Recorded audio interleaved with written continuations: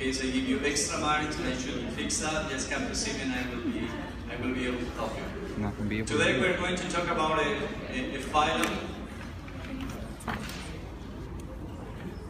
Okay.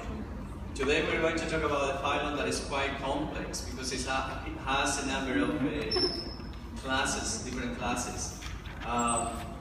But we are going to try to make it in a way that is simple enough, using, as we have done in the past, a model species and then basically looking into variation from that original model, just so it becomes a little bit more simpler for you to understand the diversity associated with this particular group.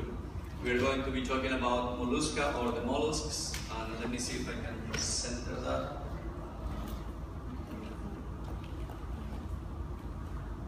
It's the same, so hopefully we won't miss any text there in the slides.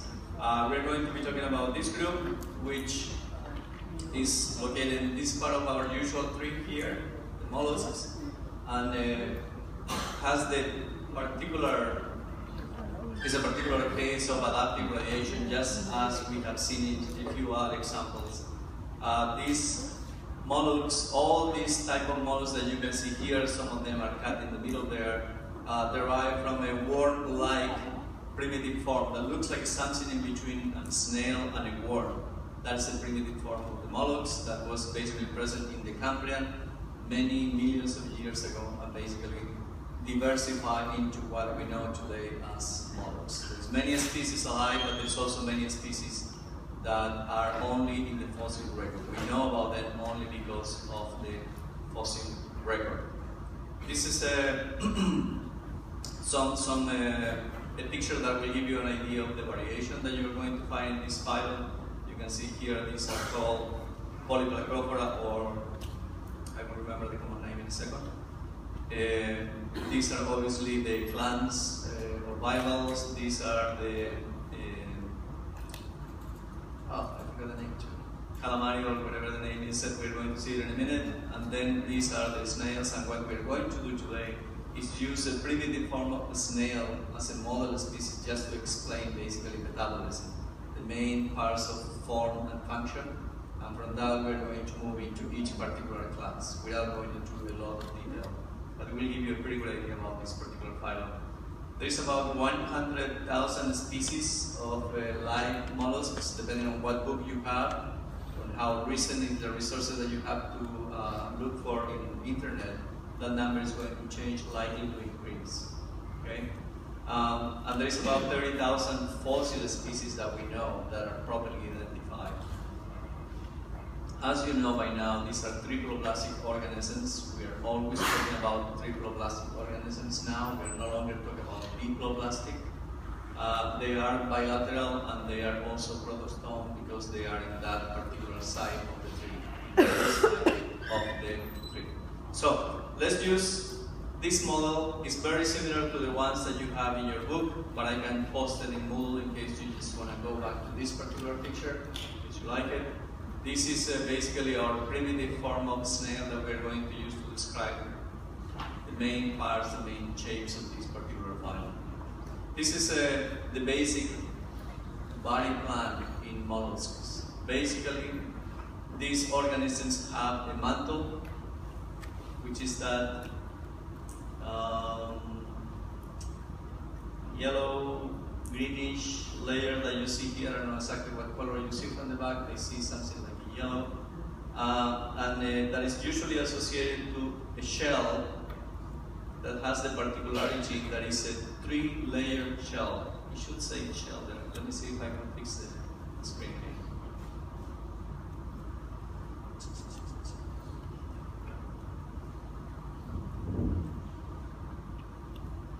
That's better. There you go. So, in the basic body plan, the first main component is the mantle. The mantle here is this yellow kind of greenish layer that you see here that is associated to a shell. There is many different types of shell in the animal kingdom. There is shells of arthropoda, the crustaceans, the crabs, and the lobsters. There is shells associated to coral reefs, and they have the same components, you know, calcium carbonate. But in the case of the mollusks, and this is unique, they have a shell that is divided into 3 layers. That doesn't happen in any other phylum. Okay, so that's the distinctive thing about this particular phylum. The shell is divided in a periostracum, a prismatic layer, and then an aqueous layer. This entire thing is what you see as the shell of a clam or a mussel. Okay, those three layers basically show up in those shells. And this, as I mentioned before, is unique for this particular phylum. So if I ask you for a distinctive characteristic and you say they have a shell, that is not right because that is not distinctive at all. There is many other organisms that have some form of shell or carapace. What is distinctive about mollusks is that they have this three-layer system. Okay, that is unique. That is not found anywhere else. The second part of the body plan is this mantle cavity that you see here in the back, which basically has a home for the gills or the lungs, depending on what kind of mollusk we are talking about, and it's very, very important. Basically, everything from the digestive system comes here, the respiratory system is here, there's a number of functions associated with this particular cavity. The mantle cavity is also very, very important in this basic body plan. And the third part is basically this, which is not really unique, is the head, foot, visceral mass system here, that basically tells you that there is a very prominent foot associated with mollusks, and that foot basically is shaped to a variety of different functions in relation to the visceral organs. So it's not quite unique, but it's part of the body plan of these particular organisms. If you look for unique things, you should look into mantle cavity, into this three-layer shell, and something called radula that we're going to see in the next slide. All right? Make sense? You're going to have this picture model in case you want to see that, but you have many other pictures in your book that look just like this one, so it's not like you actually need it. Let's talk about metabolism using this model. This is the first aspect of metabolism that is important for us, basically how they eat, how they basically get their food to survive. The digestive system is open and complex. It's not really different from any other digestive system that you have seen so far or you are going to see in the next few weeks.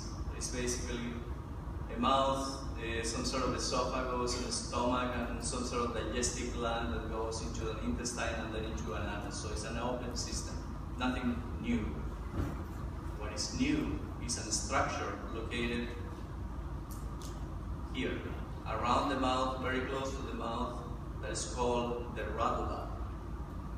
The radula is like a scraping organ, it's like a tooth structure that has basically a number of these very prominent teeth or little hooks there that is used to scrape, for example, the seaweeds or scrape the bottom wherever these organs are living. This particular structure, this radula, is unique of molluscs. It's not found anywhere else in any other phylum, so it's a distinctive characteristic of molluscs. So there's the answer for one question that you are going to get eventually. Name one distinctive feature or structure or characteristic of this phylum. You can use radula as an example. That's a very good answer. Every single mollusk has a radula with the exception of one class, the bivalves. The bivalves secondarily lost this radula because they are just either deposit feeding or filter feeding. They don't really need something like a mouth, a scratching bottom, or a mastication organ like this. Okay? So just keep in mind, bivalves do not have a radula, but that is simply because of some sort of secondary adaptation that they basically took into the course of evolution.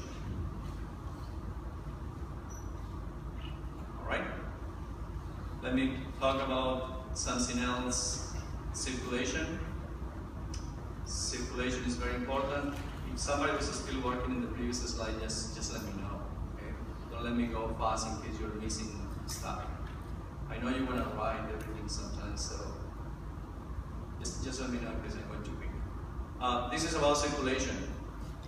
Or come at the end of the lecture and I can show you the slide where you missed that word that you really want to have in the notes. Okay. There is an open circulatory system where there is vessels, just like veins and arteries, it's a more primitive form of that, that basically go into the sinus cavity and then goes again into vessels. There is a heart in this case, something that we actually can call a heart, and it's located within this xylem cavity here. The secondary cavity in the xylem is in pink, the heart here is in red. I hope you can see the difference in coloration there. Related to circulation, related to the fact that you need a system that brings food and oxygen to all your cells, all your tissues, is this other system, the excretory system, or the one in charge of excretion. Excretion in this case is done by mechanephridia, which is these kidney-like primitive organs that we talked before in polyps. And I think we saw before in our group, but before that, the most primitive version of this was the protonephridia. Okay? So in terms of excretion, in terms of mechanephridia, they are similar to polyps, they are similar to annelids. The way excretion takes place is basically by the collection of those metabolic wastes, those things that your body doesn't need anymore. That collection takes place by the blood. It's brought into the xylem, basically by diffusion. They threw everything into the xylem. And the metanephria that are in this case in black here, and they are connected to the xylem, basically are going to collect those residuals from there and dispose them into the mantle cavity, which is a common cavity for both the digestive system, the excretory system, and the respiratory system. Alright, that's the way basically excretion takes place. Whatever metabolic wastes that you have in your blood that are no longer usable are basically excreted from the body using this particular system. Metanephria just collect from the xylem and put into the mantle cavity, and in the mantle cavity they are basically expelled out of the body. Yeah. It's mainly the type of structures and the type of level of development. They do exactly the same. Functionally, they are equivalent. The only difference is that the protonephridia are more primitive, are more simple, and it's basically a tubule with a plain cell and just a couple of very, very primitive little things. The metanephridia is more advanced, but it does the same. It's basically a kidney, but a primitive version of the kidney. Okay. So functionally, they are equivalent. It's just morphologically they are a little bit different, and for that, you can make a lecture about the excretory system in this organism. So there's no point in going into more detail, but basically it's just the morphological difference that you're going to find. Make the difference between the two of them. Okay?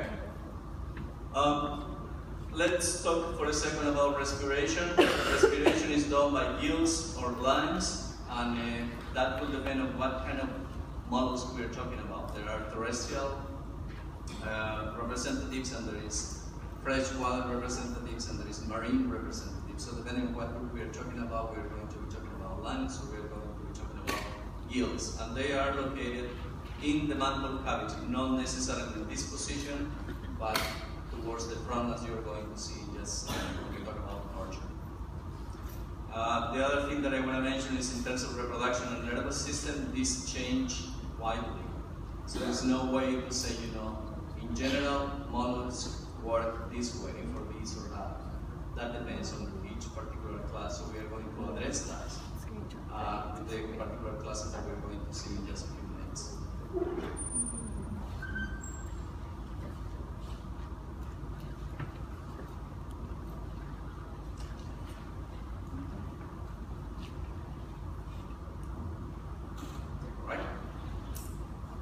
This is you saw this picture before. This is the diversity associated to mollusks. There is a lot of classes, and that's what I mentioned at the very beginning. It's a very complex phylum, not just in terms of different classes, but in terms of how different and how diverse those classes are. Ecologically speaking, are very, very different, but they all have some implication for us, especially in terms of ecology and also in terms of ecology in a couple of classes. There is 7 different classes: bivalves, gastropods, Aplacophora, Monoplacophora, Polyplacophora, Cephalopoda, and Scaphopoda are there. You don't need to write them all because we're going to check on them at a different extent in the next few slides. But basically, this is the diversity that you have. This is the Precambrian primitive form that looks something between a worm and a snail, and this is basically what the radiation end up with. All these different groups that, as you can see, are very, very different. Some of them don't move much, some of them move a lot, some of them are very, very smart, some of them are not smart at all, okay, depending on the level of development of the nervous system. So, we're going to focus primarily on 3 classes, which are the most important for you, and then we're going to give you just some general details about the other 4 classes. 3 classes you need to know fairly well because they are really, really important for you. This is the first one. Bivalves. Bivalves have ecological importance, and they also have economic importance, as you know. If you are from PEI, you know that the mussel industry, for example, is very, very important. PEI produce 80% of the mussels that are exported from Canada, etc., etc., etc. So it's quite prominent locally for the economy. There is about 30,000 species of bivalves, different kind of bivalves, oysters, mussels, clams. There are many different types of those organisms. There is a marine and freshwater representatives. There is no terrestrial representatives because they need to be associated with the water, some kind of water.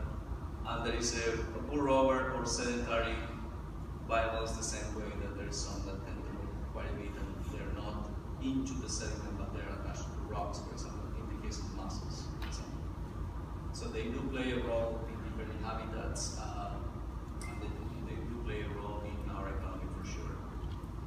They are associated with soft bottom, which would be sandy beaches, tidal flats, estuaries, muddy sediments, and they are also associated with hard bottoms like rocky shores and coral reefs, for example. Okay, that's the idea. That just try to portray the many different places or many different habitats in which you are going to find these particular organisms. This is the evolution of the bivalves. In a nutshell, this is what happened to this primitive form of mollusk to become what we now recognize as a bivalve. Basically, the shell enlarged and compressed laterally, so it got narrower in this sense, it got compressed laterally, like you can see here, in relation to that, that became hinged here at the very top, and the foot adopted a blade shape. The foot became very, very important for this because it's basically used to dig into the sediment of those species that actually dig into the sediment, and has a number of other adaptations to basically facilitate the life of these organisms in those habitats. Make sense? I hope it does make sense. You're going to see a little bit of this in a short video that I have for you 2 slides ahead. Okay?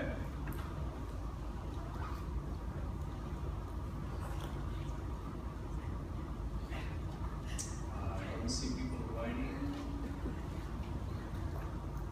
This is why they are so important. You all know about the economic importance of these organisms, especially here in Atlantic Canada, in the island, where there is a market for them, there is quite an important industry for them. In the video, you are going to see that they are important not just because you can actually eat them and sell them, but because they play a role ecologically also in the habitat. That's what you're going to see now in a second.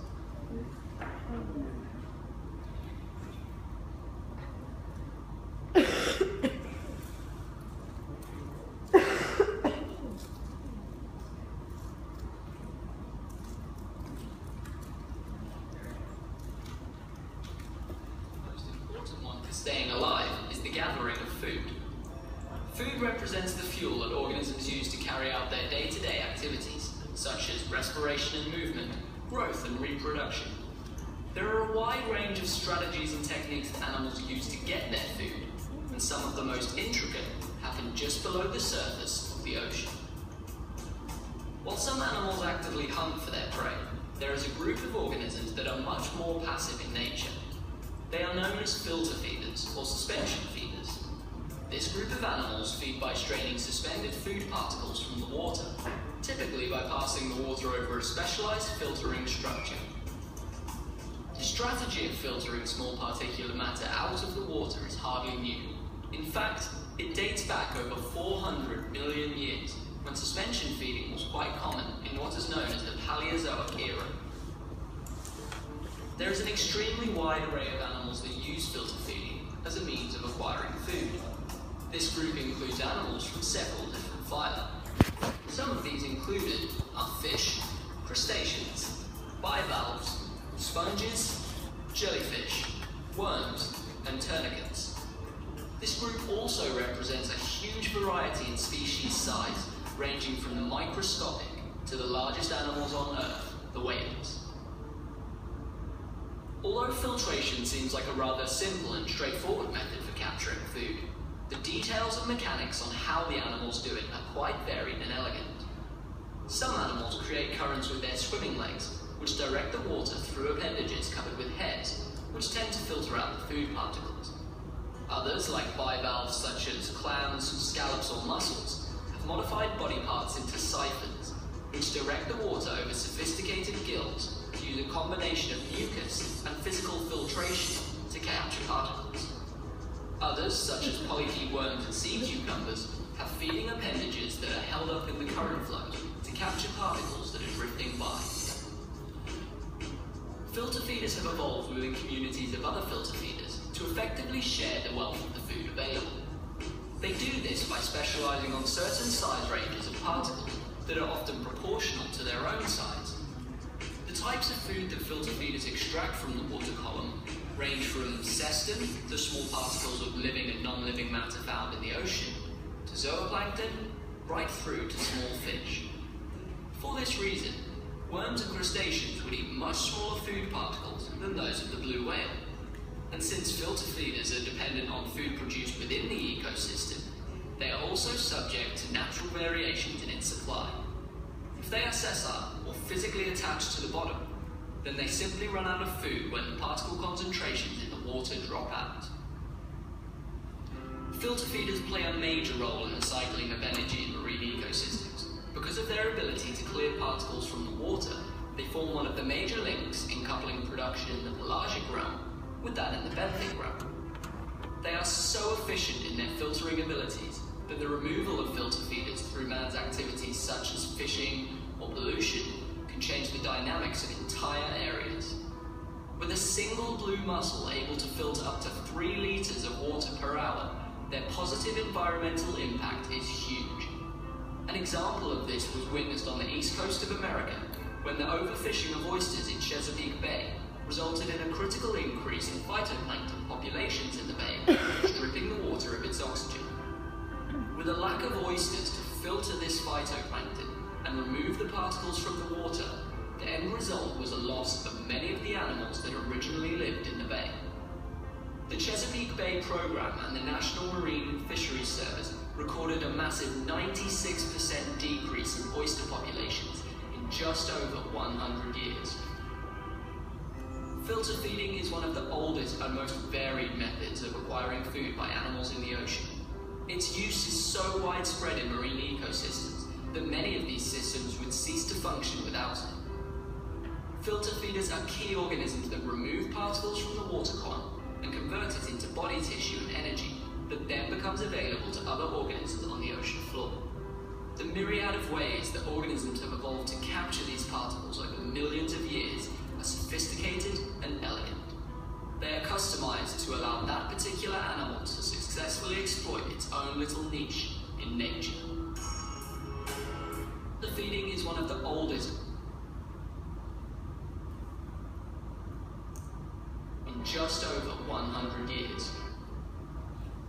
I just want to put this back for a second because this is probably the key thing about oysters and other species like bivalves filtering the seasoning in our estuaries. They basically get rid of a large amount of phytoplankton that become harmful for the other species in the estuarine system. And you can see here that these, I think they were mussels, I'm not sure, I think they were mussels, they really clear out the water in comparison to something that does not have those, or organisms. So they play an ecosystem role that is quite important. So oysters are not only important, or mussels are not only important because economically we can get a benefit out of them, but because in terms of ecology they do change the system and they do protect the system from basically getting harmed, this kind of issues. Clarity of the water is very important for many different species, not just for them. Okay, there is two main types of feeding in bivalves. This is the first one, deposit feeding. The second one is filter feeding or suspension feeding, which is what you saw in the video. In this case, in the case of deposit feeder, what you have basically, this is the typical anatomy of a bivalve deposit feeding, is that the mouth face down. There is no radula. Remember, bivalves do not have a radula. They are not interested in scraping the bottom or scraping seaweeds, for example. The mantle cavity faces up, and many of these species adopt siphons and feeding tentacles basically to be able to handle more easily the amount of sediment that they are basically able to ingest and then basically poop out, clean out of nutrients. Deposit feeding basically means eating the sediment and basically pooping whatever is not useful in that sediment, keeping the good stuff, keeping basically the nutrients, the food there that they are looking for. Obviously, deposit feeding doesn't happen only in bivalves. It also happens in other classes of mollusks, and it also happens in other phyla, as in some polychaetes, for example, as I mentioned before, or polychaetes, and many others for that purpose. The same applies to, I should mention this. This applies also to many different types of bivalves, not just the ones who are doing deposit feeding. The use of the food as a blade to basically get into the sediment, to expand this and use it as an anchor device to basically move the shell and the rest of the body into the sediment. Usually this is done to basically use better the different tidal variations and to escape from predators. Some of these species, for example, have the ability to dig deep into the sediment to be basically away from surface predators, and they do that by using quite actively the shape and basically the modification of the shape of the food. All right. These are the suspension feeders or filter feeders. You just saw an example in the video, so I don't need to explain what this entails. Basically, the gills, which is not shown in this picture, the gill should be all over this system of organs, and you don't need to look too much in the anatomy there. Will be basically filtering large amounts of water and basically retaining by mucus, by different little organs associated with mucosity, whatever is usable in the sense of food, whatever nutrients are available in the water will retain basically and use. Like in the case of deposit feeders, suspension feeders have siphons in most cases. And that is the case of most of the species that you probably know. If you ever go and collect, for example, subject you will see there's a very prominent siphon coming out. It's the one that you use usually to dip the thing when you're eating them. Okay. Something else to say about the nervous system in these organisms is not well developed. For the most part, the large majority of bivalves do not move a lot. Do you want me to go back now? There you go. I will go back to the nervous system in a minute. Good? Okay, I was just saying that they don't have a very well developed nervous system simply because they, in general, bivalves do not really move much. Some of them, like bivalves, are attached to a rock. The clams dig into the sediment, but they are not really looking for a prey. They are very, very quiet, so they don't really need a well-developed nervous system with a lot of sensitive organs. There is some level of movement in these organisms, but it's not extraordinary by any means. Nothing compared to the ones that we're going to see in cephalopods, for example. In terms of reproduction, I just want to mention two things. Most species of bivalves are dioicous, so they have males and females separated, and most of them use external fertilization. You probably have seen the cases of bivalves where there's a cloud of gametes sent into the water column. Those gametes are there basically to fertilize males and females, to fertilize and produce the eggs that are going to become larvae. Speaking about larvae, there is 2 larvae, very important, very prominent larvae. You need to remember these 2 names. The first one, the most primitive one, is called the trochophore larvae, which is the same one that we talked about when we were talking about annelids, showing you that there is a connection between these 2 phyla. Annelids and the phyla associated to annelids have trochophore larvae, the same way that molluscs have. Trochophore is like a primitive form of larvae that also associates to a more modern type of larvae called the veliger. Veliger is distinctive of bivalves. Okay? You need to remember those 2 names. There is no veligers anywhere else. There is trochophores in other phyla. Both of them represent basically the larval stages of those eggs when they basically hatch. Okay?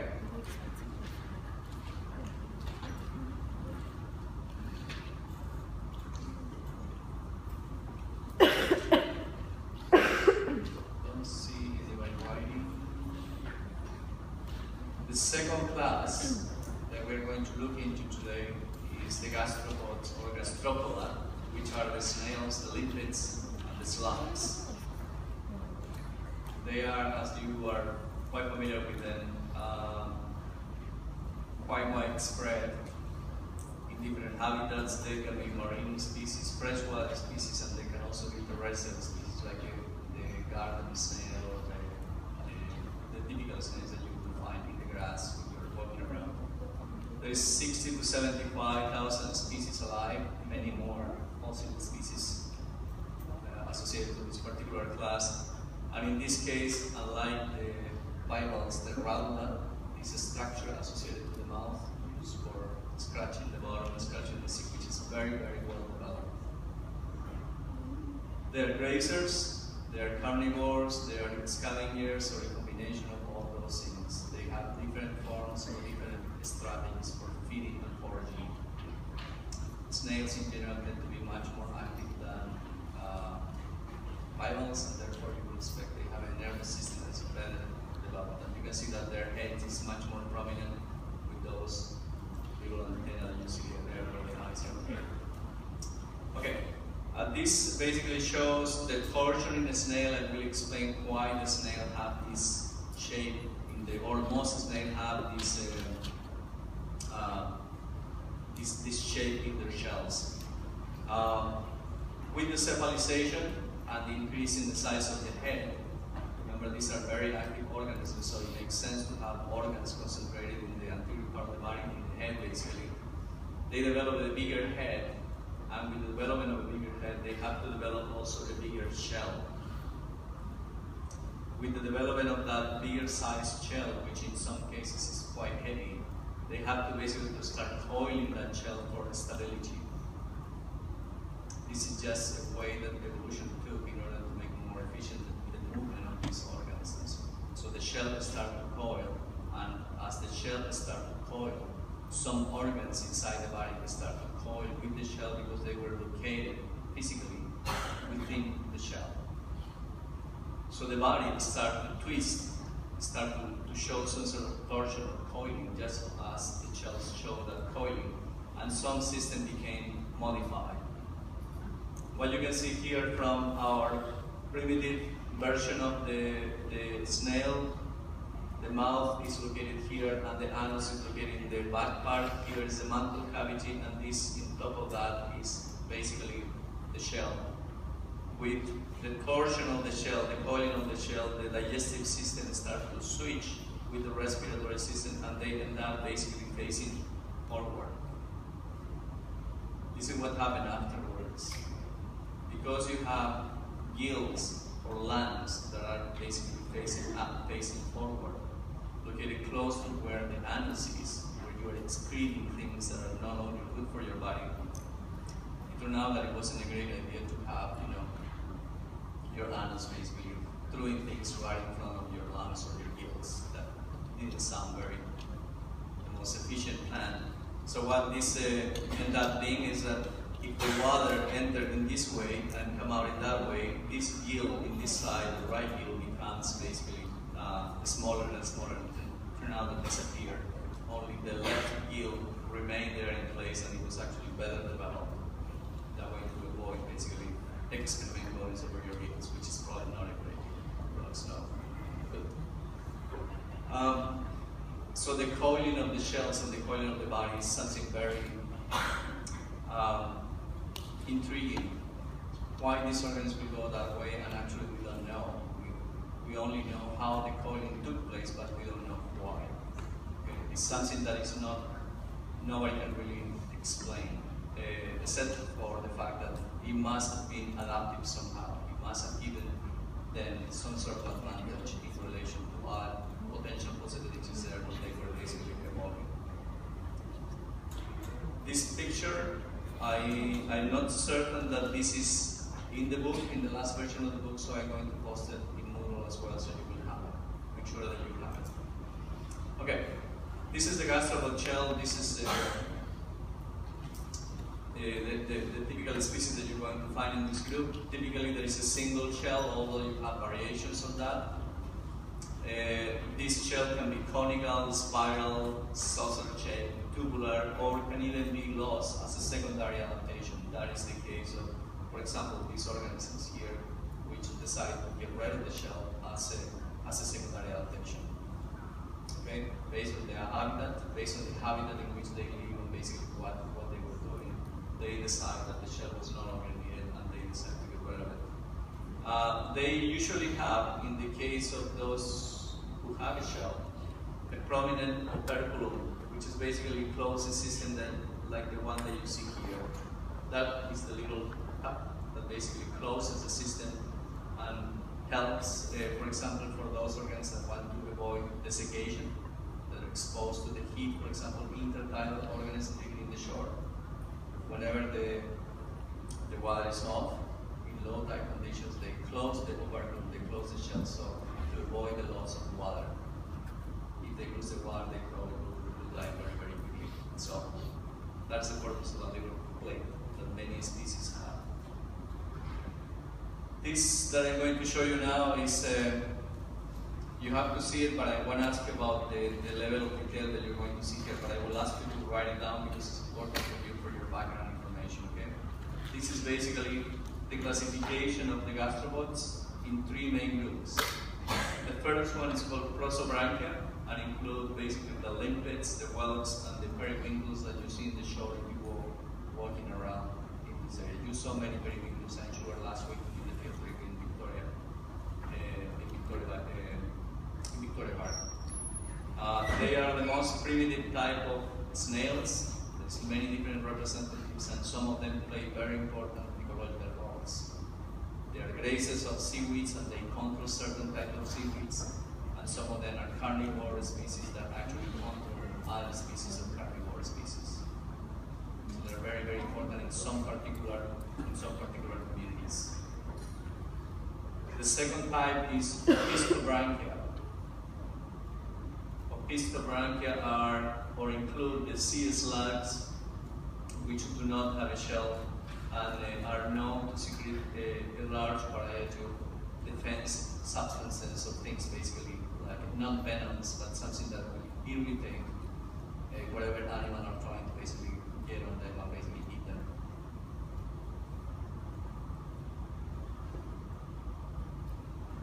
And that's the third group, Nudibranchia, which include lung-bearer organisms. The gills are no longer functional, they use actually a lung. They're usually located in terrestrial habitats, not in aquatic habitats for the most part, although there is some representatives in the freshwater system, but definitely not in the marine system.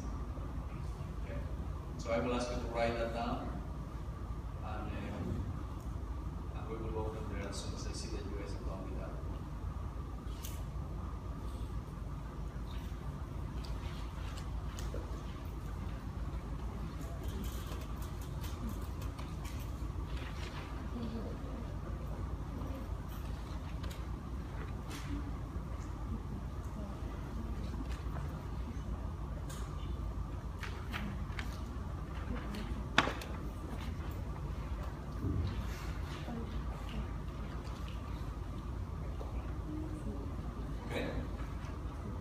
Can I go ahead or somebody's still writing? Very good. Okay. We are moving into cephalopoda. Somebody needs something from the previous slide. Yes, this kind of the end, and I can show it to you. Oh, by the way, I want to ask you about this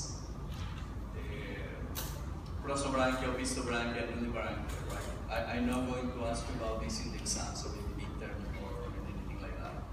So you don't have to be worried about that. I just want you to have that information for your records. But we won't go that specific. Okay. Cephalopoda. These include the squids, octopus, and nautilus, and it's quite an interesting group because it's quite different from the rest of the mollusks. There's 650 to 700 species, and just the way we explain the evolution of the coiling and the evolution of the clams and the bivalves, I should explain to you how this creature basically evolved to the shape that we know today. Basically, the dorsoventral axis become much longer. Basically, they become taller and taller and taller. The primitive form of mollusks become very taller, very tall. And the anterior foot became some form of tentacle shape, and the posterior part of the foot became a funnel that you are going to see in a minute. Is quite important for the transport of these organisms, for the movement of these organisms. The shell became divided by septa, although in some cases that septa division becomes basically lost over time because of secondary adaptation. And then the shell became coiled in the case of the nautilus, which is this particular type of cephalopoda here. And then the shell became lost in all the other groups, just kept in some particular groups, like this one, as you can see there. Okay, so it's a very intricate pattern of the morphology that is not easy to explain, but it basically come out as weird as basically the formation of the bivalve or the coiling of the shell in the case of the gastropods. It's very complex. It's difficult to explain, and we don't know exactly why do they decide to go that way in the course of evolution. We just know the way this took place, basically step by step. And they became very successful on that with those adaptations. I should mention locomotion right away because it's fairly important. They use jet propulsion, as you probably know, using this funnel and the muscles in the mantle, and they have muscles that are longitudinal and muscles that are circular, and some of them are in charge of drawing the water in, and others are in charge of basically pushing that water out, and with that they basically do this movement that you're going to see in a video in just a second. They are very fast, and they have a number of adaptations that make it very unique. One thing that the video is going to mention, I believe, is that they're very smart. They have a very highly developed nervous system, and they have a number of other adaptations too that let them be very successful in their habitats. For example, some of them have the ability to camouflage very easily by changing colors or colorations or level of light in their bodies, and it's quite remarkable. If you want to see changes in coloration and camouflage, you should take marine biology, because then I show you a video that's really nice. Can I go ahead and show you the video? Is anybody still writing? No? Okay.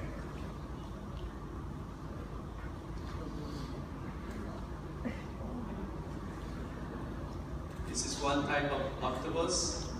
The language of this and this type of videos is not necessarily academic, but it shows you, because of the quality of the video, it shows you quite a bit of adaptations that are very relevant for what we are talking about. Okay? Here are true facts about the cuttlefish. The cuttlefish is not a fish. It is a mollusk of the class Cephalopoda. The cuttlefish is a bit like a clam that millions of years ago came out of its shell and never went back. In fact, it still has a specialized shell, but on its inside it is used for buoyancy and is called the cuttle bone. People for a long time have used this shell to carve casts for metal jewelry. These people are called cuttle boners. By me, and now by you. To move through the ocean, the cuttlefish has a wavy fin that surrounds its mantle. It also has a siphon, a muscular tube it can squirt water out of for fast propulsion. Imagine trying to move by vomiting out of a giant straw and flapping your skirt around very fast. That is how a cuttlefish do. The cuttlefish brain is larger than its entire body, including its brain, which may not make sense, but it does to the cuttlefish, because it has a very large brain. The cuttlefish has a very advanced eye, roughly in the shape of Charlie Brown's mouth when he misses a football, or perhaps a W that someone wrote when they were drunk, or that someone wrote when they were really drunk. Despite its big brain and weird eyes, the cuttlefish is colorblind, which is curious because it is a color magician of the deep. Like a lactose-intolerant cheesemaker, the cuttlefish is unaware of its own gifts. With the help of millions of color-changey things in its skin, it can change color and texture almost instantaneously. Playing hide-and-seek with a cuttlefish sucks. They don't move, they just change color. You can hear them breathing while you count. How the cuttlefish determines the backgrounds it blends into is largely a mystery, because it can do it in complete darkness, which is kind of a dumb gift if you ask me. It's still amazing. Ah, fish! Then there's the flamboyant cuttlefish, which doesn't try to blend in with you. It just says, why doesn't the world try to blend in with me? You go, little man. Don't go changing for nobody. When it is threatened, the cuttlefish will often release ink from its ink sac. The cuttlefish releases that ink in one of two ways. One is a little perfume sort of squirt, something you might say excuse me after. The second is a release of both ink and mucus, more of a throw your underwear out and go home early sort of inking. I think there's Morgan Freeman talking. Because there's one of these about Morgan Freeman, it's very funny. The language is not the most academic, but it shows quite a bit of stuff that I'm interested in to see. And he did mention a few things that I think are quite relevant. In terms of feeding, they catch the prey with those tentacles. They have some very strange forms of jaws and radula. And they have this ink sac that is basically able to produce these smoke sprays that they're used usually to escape predators, to basically run away from predators, as the little thing was basically doing there with the liger.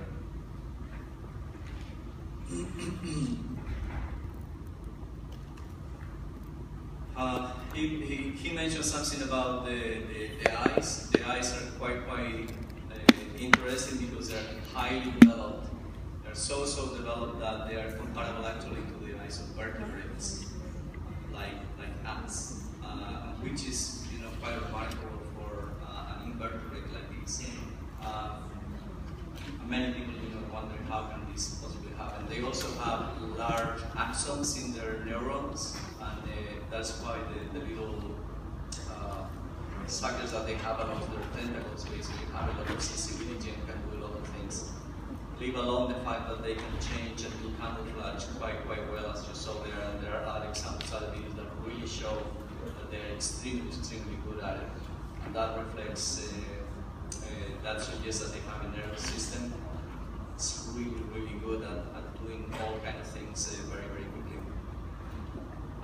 In terms of reproduction, there's nervous system first. It's highly developed. They have giant axons and eyes that are comparable to vertebrates. They're very developed.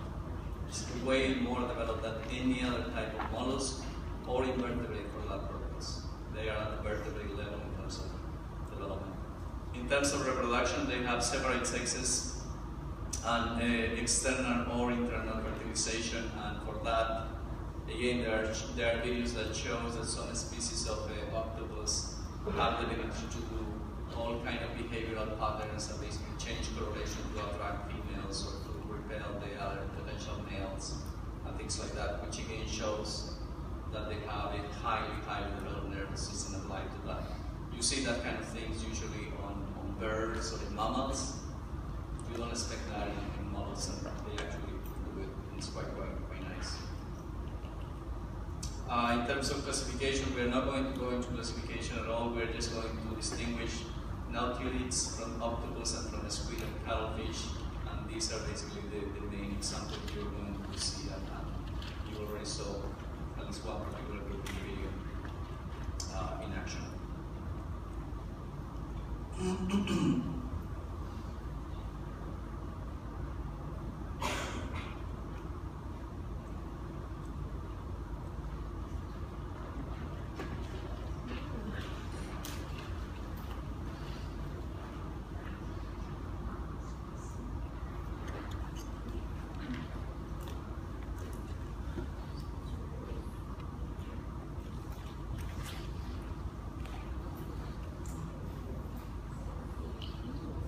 Okay.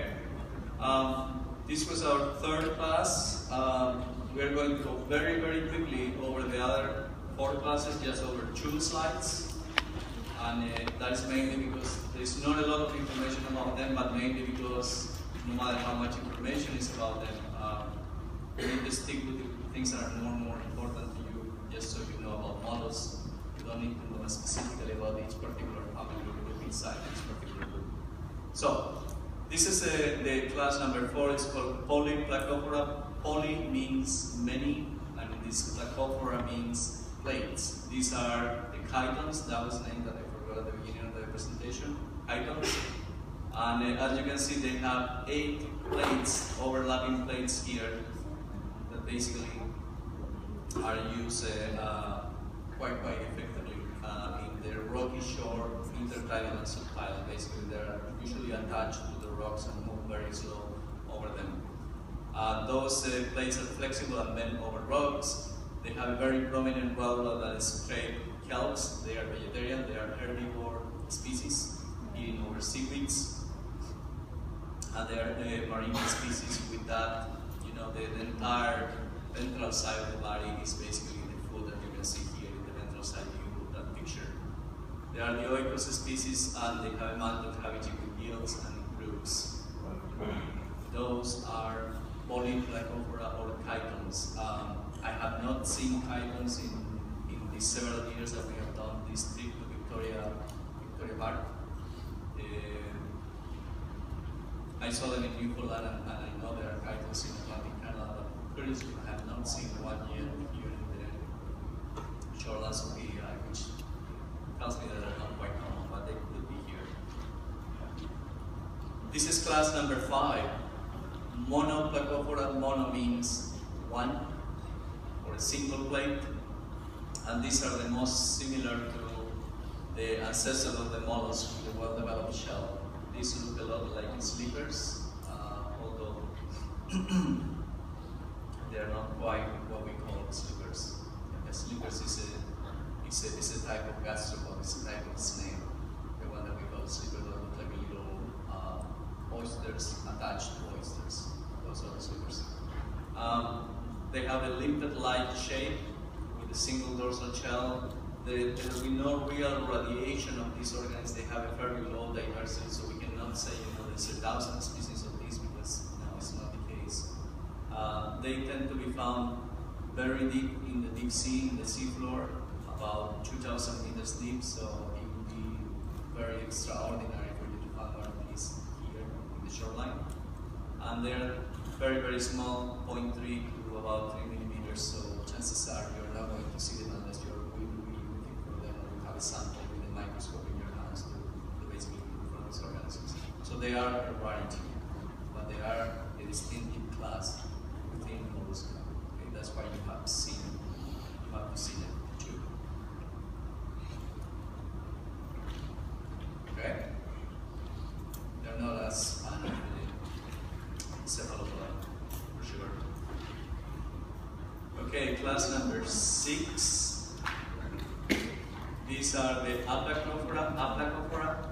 The A or the A stand for no plates or shells of any kind. There is a curiously quite a big diversity of these. This is about 320 species, and in this case, the shell has been lost secondarily as an adaptation for burrowing. So they become, after they become mollusks, they decide to go and become almost as a worm, as an annelid kind of thing. The food is lost, the mantle roll up, as you can see here in the picture there. I don't know if this is quite clear, but you see a clear group. There's a mantle all roll up as a cylinder, basically. They also live in deep sea habitats, about 9,000 meters deep. They are carnivore and scavengers, and chances are you're not going to see one of these whenever you go to Victoria Park, but it's a great idea that you see at least a picture of them, so you know what they look like. And this is the very last class today. Okay, the class Scaphopoda, or the tassed shells. There is about 200 species of these, so they are fairly diverse. They have a tubular shell that looks pretty conical, as you can see here. Those are just the shells. This is the actual organism inside the shell. And they tend to live in deep water. Sometimes the students find these shells in the shore, and they tend to think that could be this particular group, but what it is a type of polypid that makes a conical shape that looks just like this one. It's not the same though, okay? It's a polypid called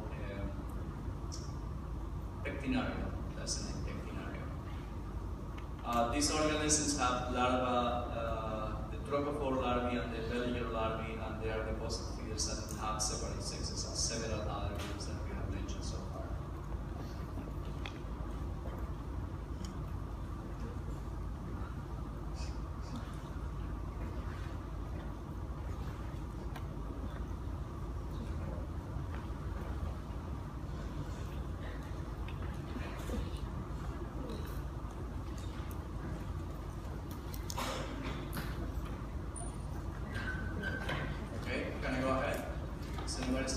This one. Last slide of the lecture. For mollusks, you are responsible for those 3 classes that we saw in some detail: bivalves, gastropods, and cephalopoda. So I won't ask you about the other 4 classes. Okay? Let's keep that in mind. Those are the main ones. What's coming up is arthropoda. So that's what we're going to be looking at from this lesson. Okay? Remember, if I still have your quiz, it's here for you to take, and that you're free to go.